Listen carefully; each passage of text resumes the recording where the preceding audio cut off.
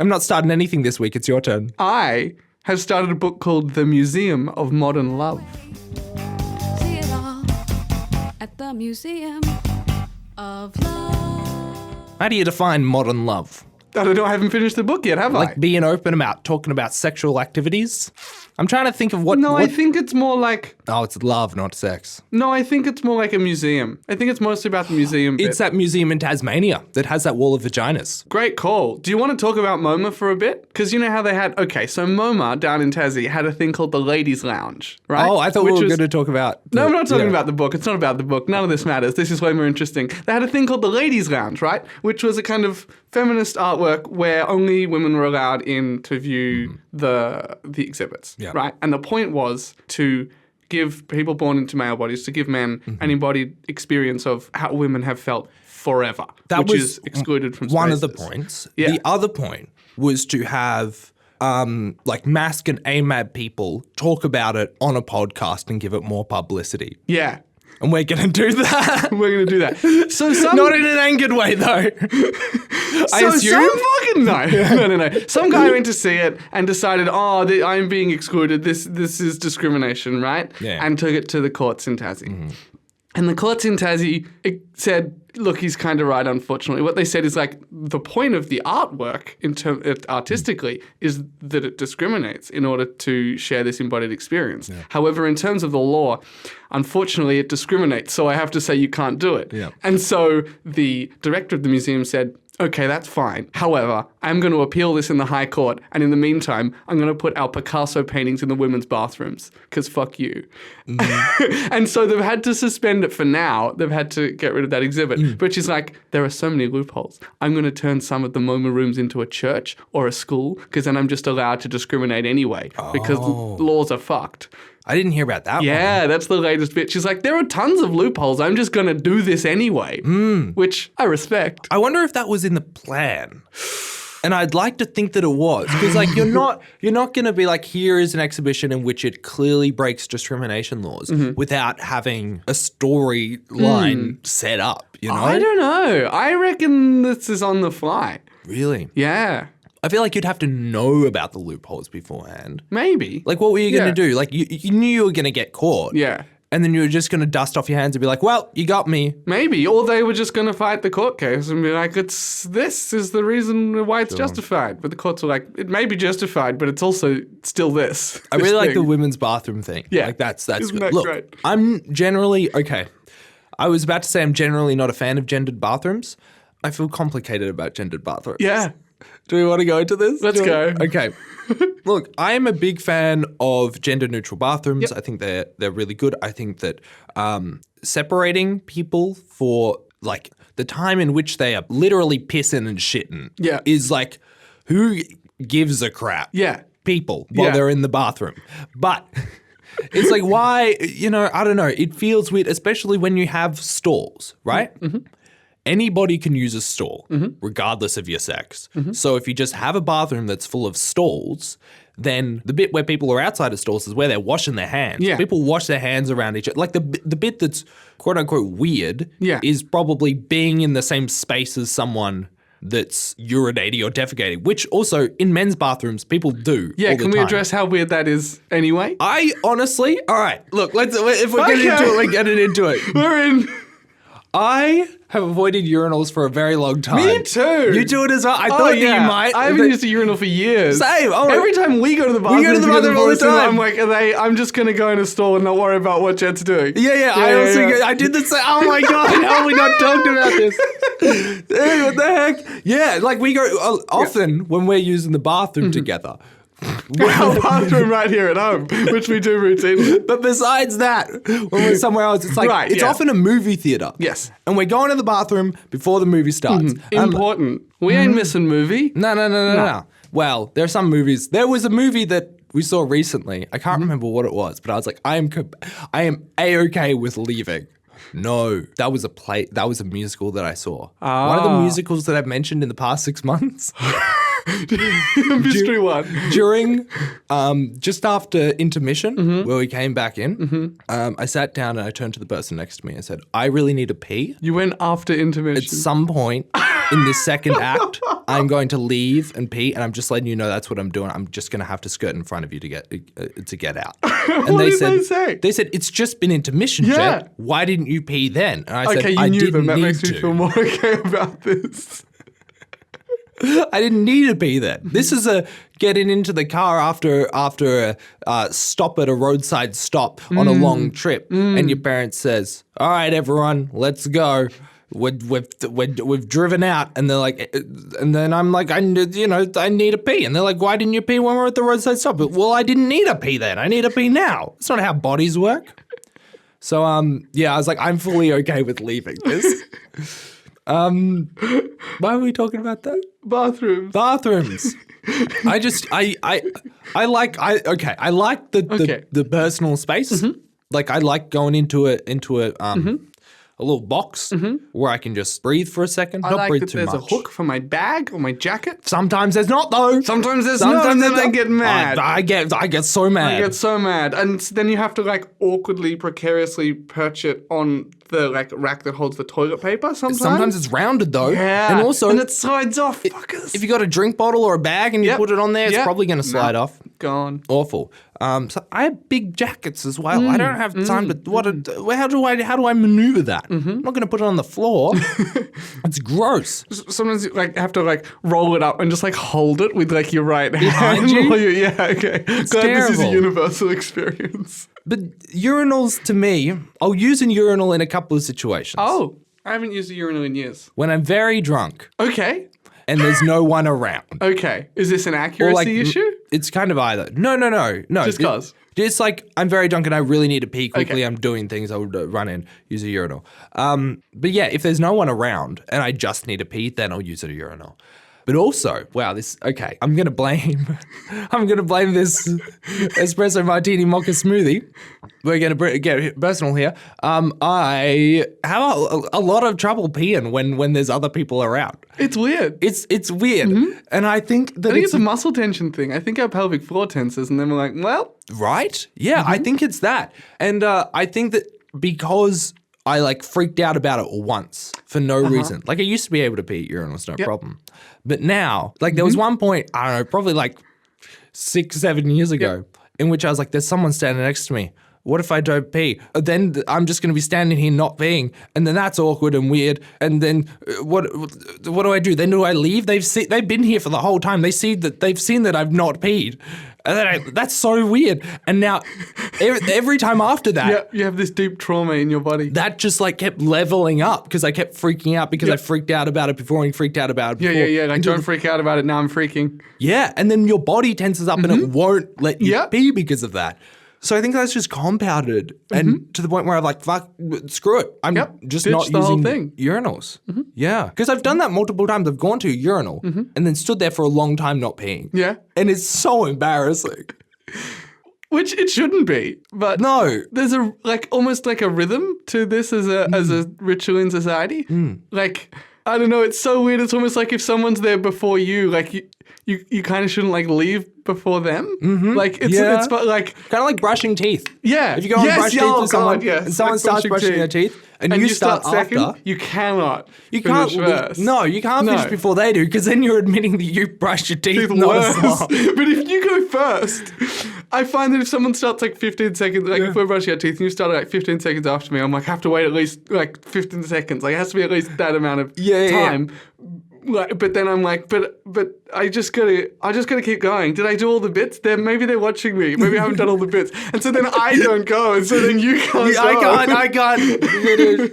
Yeah. I feel like to fix that issue, we need like a egg timer? Two timers. Yeah. No, we just need at least one. Oh, I guess two. Just to make a finishing point so the first person knows to go. Yeah, or even if the first person doesn't set it. The second person's like, it's been 3 been- minutes. I yeah. can.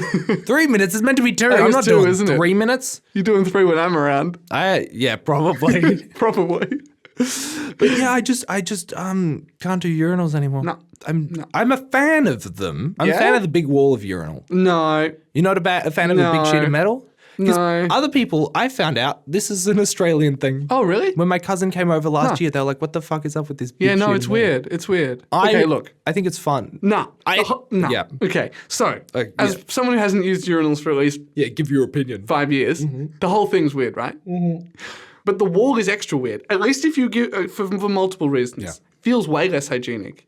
The flush just happens all the way along. That uses way more water. Whenever? The foot bit, the bit where you stand on is just grate? always dirty. It's Yeah, yeah. always fucked down there. Yeah. But most of all, it exacerbates the social weirdness because now instead of being like, okay, there are a set number of urinals here and I got to pick one that's not directly next to someone. Oh, right? yeah. You've got I've like, got to pick visible a separation. distance, and I could, if it's a wall urinal, I got to pick where I stand, and it's completely open. Yeah. So I'm completely solely responsible for whatever distance I pick, and because of the inherent uncomfortability of this situation, it's going to be a bad distance, and because I arrive second, it's going to be my fault.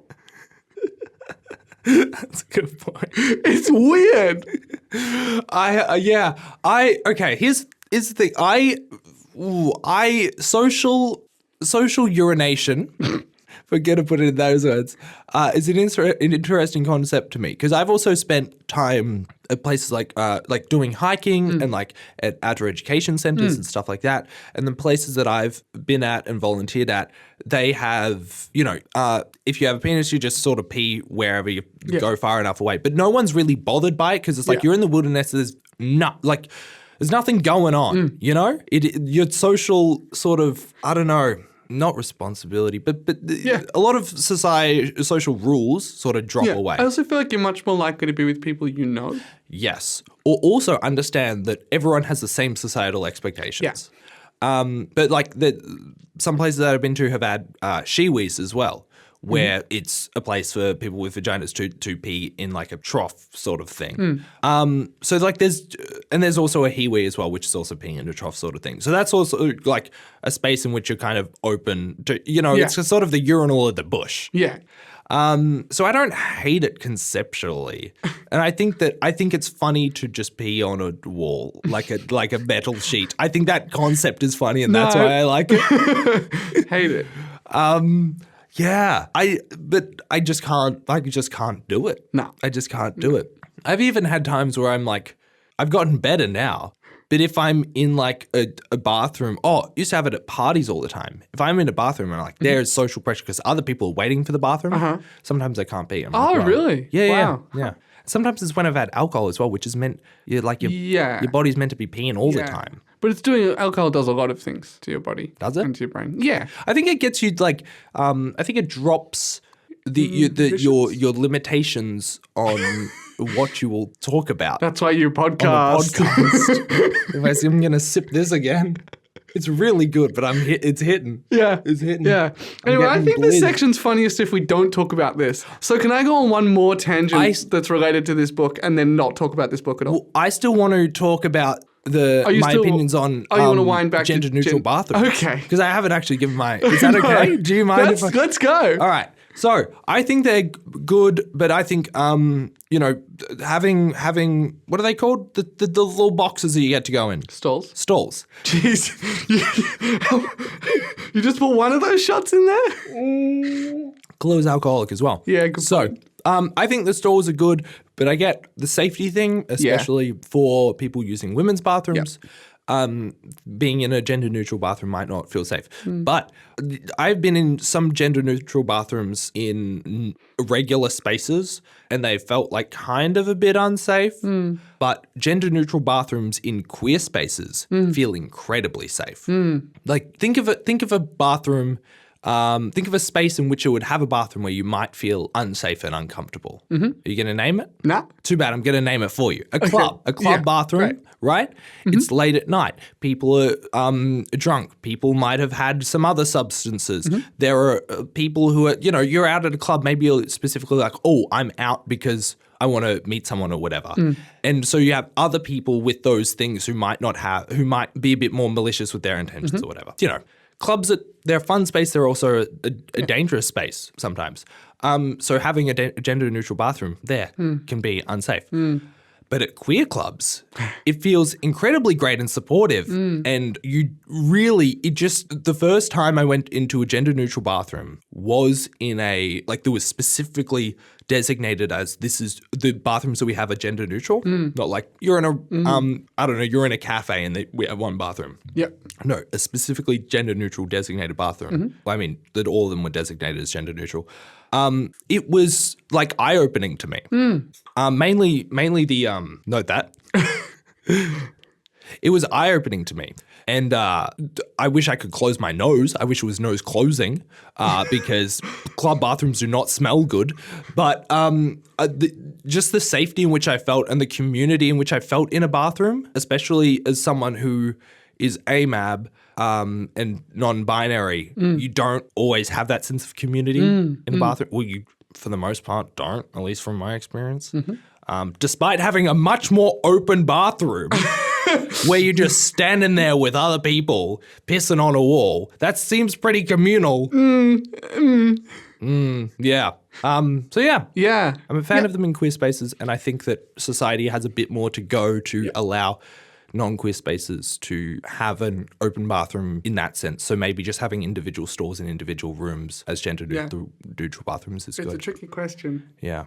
I have had a really interesting experience where one of the venues that I'm at a lot, Dance House, has gender neutral bathrooms. It has three technically. One's like accessible and gender neutral, I think. And I just went in one the first time I was there, I guess, or liked the one that I went in, or there's one that's got 2 stalls and mirrors, and there's one that's got, I think, a stall and a urinal maybe, right? And so I have just always used this bathroom. And only later did it kind of occur to me that, oh, I think this used to be a women's bathroom.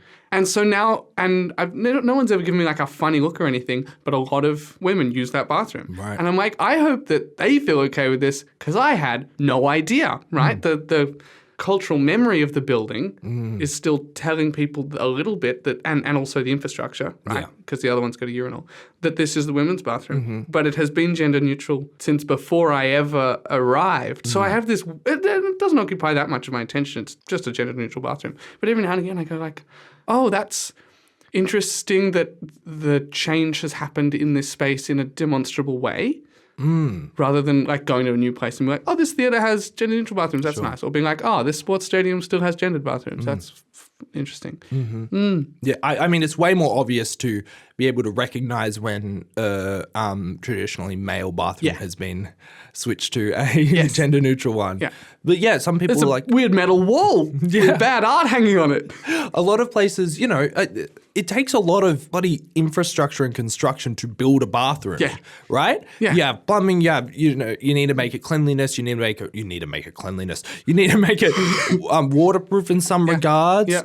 You need to get a grotty grate to put at the bottom of a urinal if you're doing that, a big trough.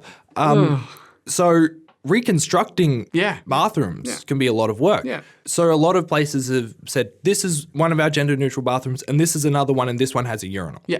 That works pretty well. I even like some venues will now say like unisex bathroom, 2 stalls. Unisex bathroom, 3 stalls, 2 urinals, 1 shower. And it's That's like, great. Why have we not actually always had this? One other like unisex bathroom with baby change. Yeah. Whatever. See, people are very particular about bathroom stuff. They get into a real tizzy about it. But I've never seen people flip so quickly than at a concert for a like international biggest artist in the world. Yeah. And I'm talking my experiences at Ed Sheeran and Taylor Swift right before they go on. Okay, what are you saying? What are you talking about? I'm confused. Female bathrooms, famously, very long lines often. Okay, yeah. So, and everyone, when I was at both of these concerts, both of them, before the show's about to start, everyone's using the bathroom. Everyone's like, I can't miss this. I'm not going to leave halfway through. That'd be ridiculous. Like some Philistine. Yeah. Some degenerate. So, in those situations, I was waiting at the bathroom because I often at the male bathroom because I often do that. Somewhat out of respect, somewhat out of like comfortability as well. There are reasons. So, but I noticed about 8 minutes, 8 minutes until the show was starting, a bunch of women started migrating from the women's bathroom over to the line to the men's. Mad respect. And to the point where by the time it was about 5 minutes to go, the men's bathroom was, I want to say like maybe 8% men or less. Yeah.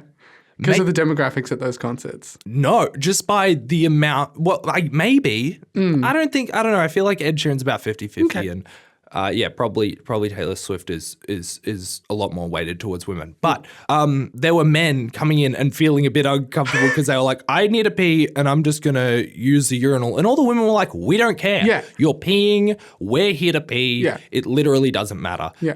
But it was great because I got to have chats with like middle-aged women who were like, isn't it ridiculous how like binary bathrooms are? Yeah. We all just need to use them. Yeah. And now we're all like, we're set in this situation where we're being like pigeonholed, funneled, like it's a squishing of the amount of time that we have to use this space. Yeah. And like we're just going to obviously go the most efficient route because none of us want to miss Ed Sheeran or Taylor Swift. Yeah. Yeah. So in those situations, the demographics in which I feel like are the most like caught up about, no, these people should use these bathrooms, these people should use those. Completely flip. Yeah. Genuinely. Yeah. And they're like, no, I just need a pee, actually. Yeah. When I need a pee, I'd rather just have a bathroom in which I can pee. Yeah, same with people who are non-binary. And also fucking women who are like, well, the women's bathroom is full. I'm just going to go in the men's. Yeah. Sometimes when the men's bathroom is full, I'll just go into the women's. Yeah. Just you. You're just peeing. You're just peeing. Just give someone a place to pee. It's not that complicated. It's not that complicated. All right, tell me about this book. No, I don't think I will. I think this is the section now. Can I know a little bit about it? Yeah, fine. So I started. I'm about this far through. Cool. That's about. I love this guessing game. I love doing. It reminds me of. I think I envision a lot as a graphic designer and a UX UI designer. I envision things as progress bars. Yeah. So I have to envision it as a. Do you want me to flip it around to left to right now? Yes, please. Yeah. A physical progress bar that then I convert into a percentage. I'm going to say that's about 14%? I would have said an 8th, which is about that.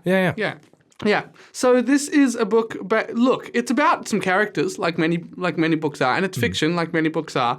But you wouldn't know it. It's even here in the cover. It's called The Museum of Modern Love by Heather Rose, and it says a novel inspired by Marina Abramovic, who was a Yugoslavian performance art installation artist person. Okay, and what it means by inspired by is the inciting incident, and most of the incidents in the book so far, happen at her exhibition.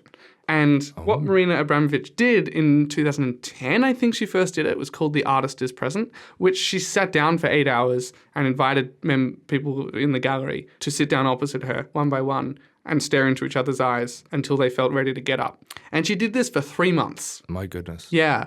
So that's happening at the same time as this book is happening. And so far our two main characters have gone to that exhibit a couple of times, and neither of them have done it yet, but I bet at least one of them is going to sit down. Right. Like, hello. But they're talking about it. They're already talking about it, and they're watching the other people doing it. And how much is this self-aggrandizing? Oh my gosh, me as the main character in this book, I've just heard about this incredible art exhibition that I just have to go to. I'm thinking about it every day on my way to work. I'm thinking about it on my way to dinner. I'm thinking about it on my way home. Oh my gosh. It's literally that. This person, their incredible artwork. It's that. Can I read, rather than talking about it, because I don't know that much about it in terms of like plot or even really theme. You're only 14% through. That's right. Can I just read you an excerpt? Like a reasonably sized chunk? Yeah, sure. Why not? I'm not going anywhere. His mother had bought him a telescope. Sorry, I've got to go to this. I forgot. I have to run it in. We did just have an intermission. His mother had bought him a telescope for his 7th birthday, but the abyss of the night had terrified him even then. He had worried about clinging to the earth by just his feet. It didn't seem enough. And all that matter, spiraling towards him, light and dark racing at him through millennia and so much of it utterly unknown. His father had died when he was 4 years old, after only a few weeks of illness. A headache, some vomiting, and then he was too sick to move, his mother had told him. The vagueness of this had haunted him all his life. that simply a headache and vomiting could lead to death.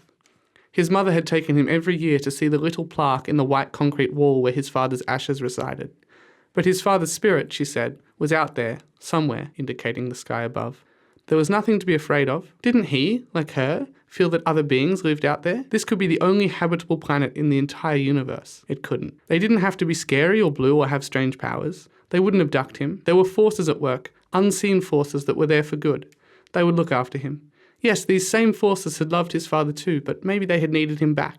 Eventually everyone went back. It was nothing to worry about. Nothing she said had ever reassured him. He was on a planet that had undergone cataclysmic events on a regular basis. Human life was a sort of genetic accident. The world was spinning in an inconceivable infinity, and life, every form of life, was a fragile experiment. During his teenage years, he was prescribed various anti-anxiety medications. None of them numbed or deluded him enough. When he was 16, his mother died.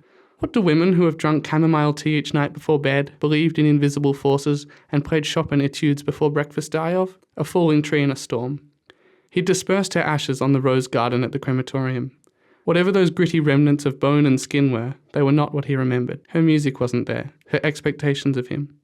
The things she'd disagreed with. The things they had argued over. His aloneness was confirmed. Damn, that's pretty deep, bro.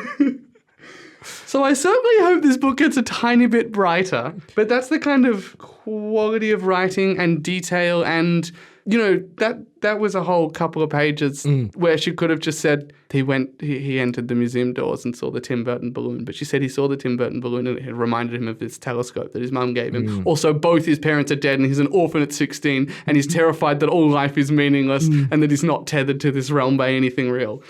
I just think that's really good writing. It's incredible writing. I mean, right from the start, before they even got into all that like sort of big existential stuff and that family death stuff, I was like right in there with them and was fully like, oh, I can relate to some of the things you're saying. Yes, I don't know, the way in which that was written. Yeah, just my thought processes might cling to it. I could. What's that word? Relate. What's that? How you say make feel like me have felt. Relate. If I've ever tried to say if I ever once tried to when I ever heard Reuben read a book that I felt like I was the main character thought like I thought, I would relate. So anyway, you should read The Museum of Modern Love probably. Who should read it? I don't know yet. If you're related to that, you should read it. I realize that we haven't been doing who's this for? Yeah, lately. We haven't done it lately. It's my favorite thing, actually. This is for people who are interested in the way art intersects with life. Oh, and how art can change you. Maybe. Or maybe they go and see this and stare into the eyes of this person. It was like, actually... And does nothing for them. They forget about it the following week. Yeah, I've stared into the eyes of many people. Yeah. Why is this one different? Yeah. Oh, it's in a museum. Cool. Oh, it's a stranger I don't know. Who's a world famous artist. Oh. Crazy. Yeah. Oh, I'm seeing Picasso, but this time it's in a women's bathroom. Yeah. Oh. Brilliant. Will you allow me one more rabbit hole? On the topic of Marina Abramovich. One more rabbit hole, and then we need to move on to my finished it, which is basically your finished it. Basically.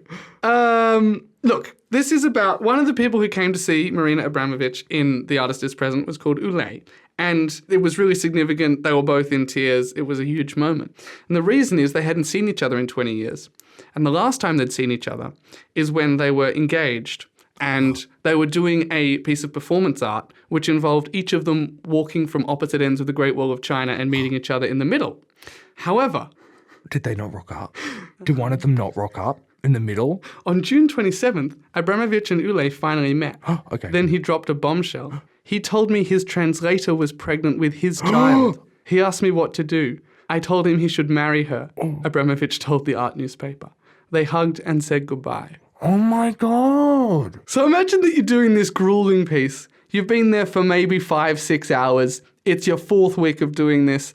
And your ex-not-husband who cheated on you / walked 2,000 Ks on the Great Wall of China to find you just rocks up and sits down.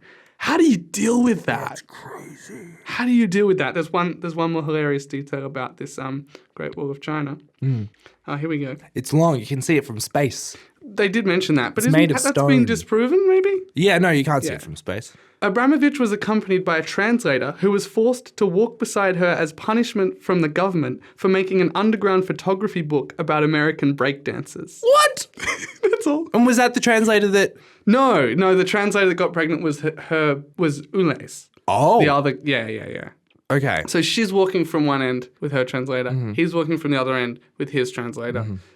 Cold nights, lonely wall. What can I say? It's 4 weeks, so it's probably that he got her pregnant I on think the it's trip? longer than that. Yeah. Oh, yeah. No, longer than that. Oh my goodness. April. You're doing this 1988, for the other May, person. June. Yeah, almost 2 months. You know what this reminds me of? What's that? Which actually we're getting soon. This is something I'm looking forward to. Hades Town is coming to Australia. Is it? It's coming. Finally, everyone's been talking about this goddamn musical for I know. years. When? Next year? Next year, maybe the end of this year. It's coming. It's in. It's going to Sydney. A bunch of people are going to Sydney for I it. hate it when they go to Sydney. It'll come to us. It'll come to always Melbourne. does. But also the people that I was chatting to were like, we're going to get a group of people to go to Sydney. Yeah. So I'll probably go to Sydney Yeah. for that. You can probably come to. You know some of the people, so we Yeah. can probably get you in as well. I'll see if I can. I'll pull see my what I can connection. do for you. But also, I know a few people who are auditioning for it as well. So Oh. it's an open audition. I could have auditioned if I wanted to. Yeah. I didn't know about it. But it reminds me of that because in that that story from Greek, it's about this one person and this other person, and the other person Great, cool. is dead and is Oh, in no. Hades Town, Yes. down in the underworld, famously called Hades. Hades.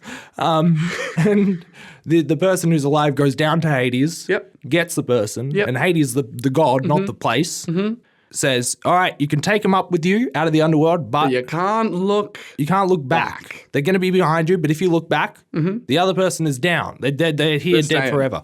You gotta walk out and leave and don't look back. And then spoiler alert, maybe they look back. Maybe they look back, But probably. this reminds me of that, where it's like you're doing this grueling task for the other person.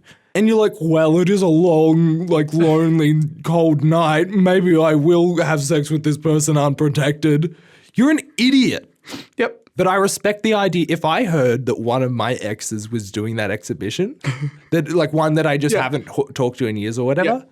You go stare into their eyes for a bit? I would absolutely go stare into their eyes for a bit. I'd be like, yeah, this is a once in a lifetime opportunity. Just to see if they break? Oh, yeah, I'd kind of be tortured with them. Yeah. And all of my exes are pretty nice. I have a thing with exes where I'm like, this is, oh, man, I've had a lot of alcohol. I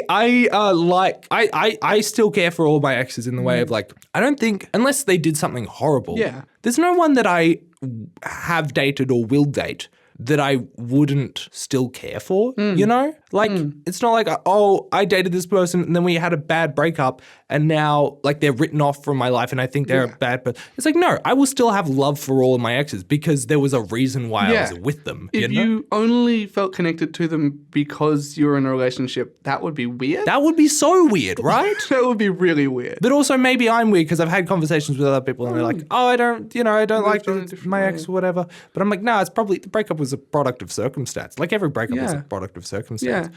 So I'm like, no, I would still like care for it. I still I would go and support someone's weird performance art in a museum, especially if I get a bit of satisfaction from like, I just get to stare in your eyes for a bit and see how this goes.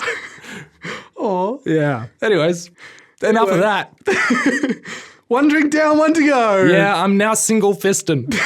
Also, I've got one drink in my hand. Single part.